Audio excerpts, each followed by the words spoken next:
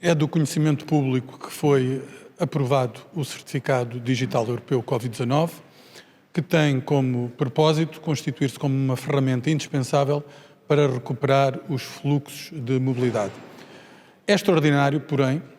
que Portugal, que é um dos países que o turismo tem maior significado, que já registrou mais de 100 mil postos de trabalho perdidos na área da hotelaria, da restauração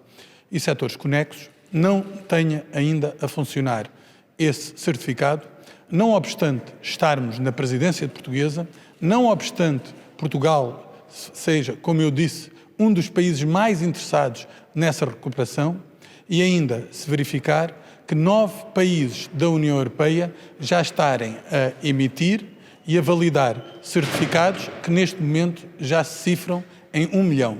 Foi ontem exortado pela Comissão Europeia a necessidade imperiosa de pôr em funcionamento o Certificado Digital Europeu. Nós interpretamos isso como um recado para todos os países que ainda não fizeram, mas em particular como um recado a Portugal. Um país que tem essa necessidade imperiosa, um país que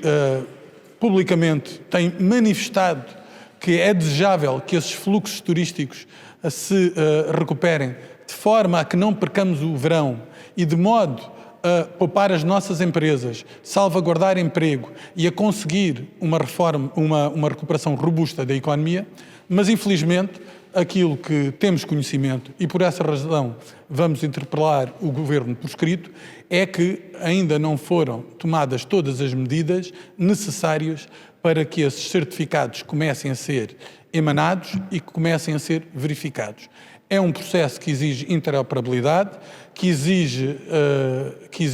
a criação de apps, é um processo que exige ferramentas informáticas nas fronteiras e é um processo que, do nosso ponto de vista, por as razões que tive aqui a ocasião de aduzir, já devia estar em prática, mas infelizmente ainda não está. Se nós queremos dar o exemplo,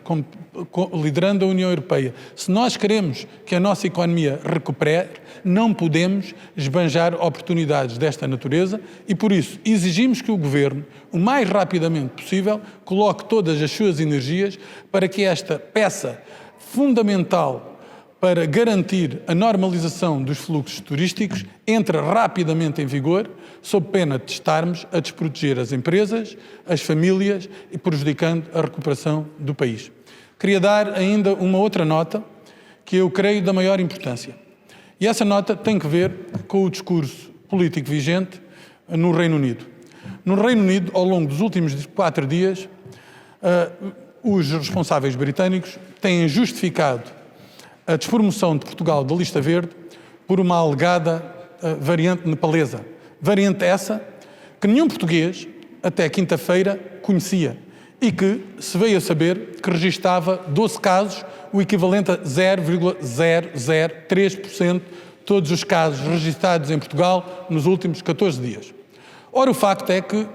o Reino Unido terá as suas razões, as razões do foro interno, que lhe dizem respeito. O que é inaceitável, e ainda ontem o Presidente do Partido Social Democrata chamou a atenção para essa matéria, é que na arena internacional esteja a ser difundida uma tese sem fundamento, a qual é tal e qual um vírus que alastra, cuja difusão é imparável e que é absolutamente perniciosa para a economia portuguesa e para a recuperação do turismo. Reparem que, ao longo dos últimos dias, tem-se assistido, pela comunicação social internacional, à multiplicação dessa tese. E não deixa de ser extraordinário que o governo português apenas tenha visto satisfeito por um problema de tão grande dimensão com um tweet lateral do Ministro dos Negócios Estrangeiros e depois com declarações à comunicação social nacional. Mas a questão tem que ser travada no domínio internacional, porque o país, em momento algum,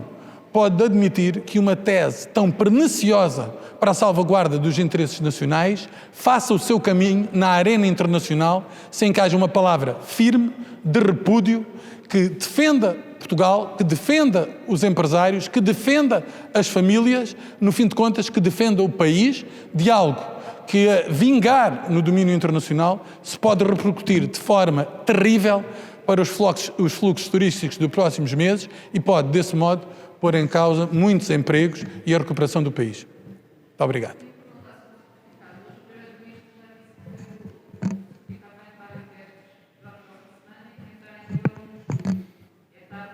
Pois muito bem, repare que há 9 países cujo certificado já entrou em vigor e do complexo de 31 países que manifestaram vontade de aderir ao certificado, são os 28 da União Europeia, mais 3 países que, creio eu, não fazem parte da União Europeia,